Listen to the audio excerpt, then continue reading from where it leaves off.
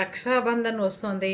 రాఖీ కట్టడం అన్నదమ్ములిద్దరూ అక్క తమ్ముళ్ళు కానీ అన్నా చెల్లెళ్ళు కానీ మాట్లాడుకోకపోయినా ఇప్పుడు బ్లింకిట్లు స్విగ్గీలు లేకపోతే మీరు కొరియర్ల ద్వారా చక్కగా అన్నయ్యకి తమ్ముడికి కానీ రాఖీ పంపించండి. కట్టుకున్నా కట్టుకోకపోయినా మీ ధర్మం ప్రకారం ఆడపిల్ల అంటే మనకి చిన్నప్పటి నుంచే సర్దుకుపోయే మనస్తత్వంతో పెంచుతారు తల్లిదండ్రులు ఇంట్లో.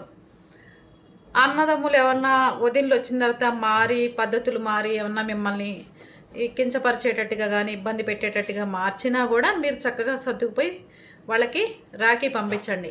ఏ అన్న తమ్ముడు చేయి రాఖీ లేకుండా ఆ రోజు ఉంటే వాడు ఒంటరి వాడని అర్థమైందా? అందుకని మన అన్నదమ్ములు ఎప్పుడూ ఒంటరి వాళ్ళు కాదు, వాళ్ళ వెనకాల మేము ఉన్నాము, అన్నదమ్ములకి ఏ కష్టం వచ్చినా మేము నిలబడతాము అని ఖచ్చితంగా మీరు రాఖీలు పంపించండి. నేను కూడా మా తమ్ముళ్ళిద్దరికీ రాఖీలు పంపించడం జరిగింది. మా ఆడపడుచు కూడా వాళ్ళ అన్నయ్య కోసం చాలా వెరైటీగా ఉంది రాఖీ, ఎంత బాగుందో చూడండి, పంపించింది. ఏ అన్నదమ్ములు చెయ్యి ఆ రోజుకి దీంట్లో కుంకుమ అక్షంతలు ఉన్నాయి.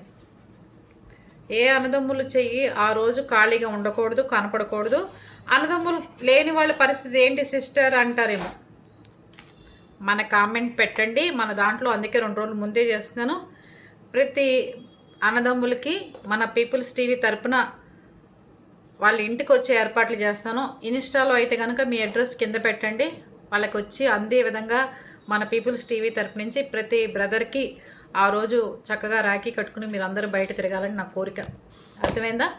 ఇది పరిస్థితి. అందుకని మా తమ్ముళ్ళు మా బ్రదర్స్ అందరూ ఎంత గొప్పగా ఉండాలనుకుంటున్నానో మన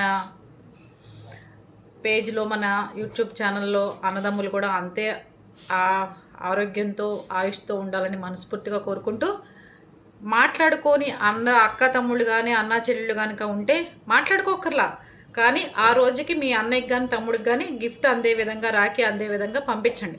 అర్థమైందా? ఖచ్చితంగా చేయండి ఈ సంవత్సరం నుంచి. దాని తర్వాత పరిణామాలు ఎలా ఉంటాయో చూడండి. ఓకే.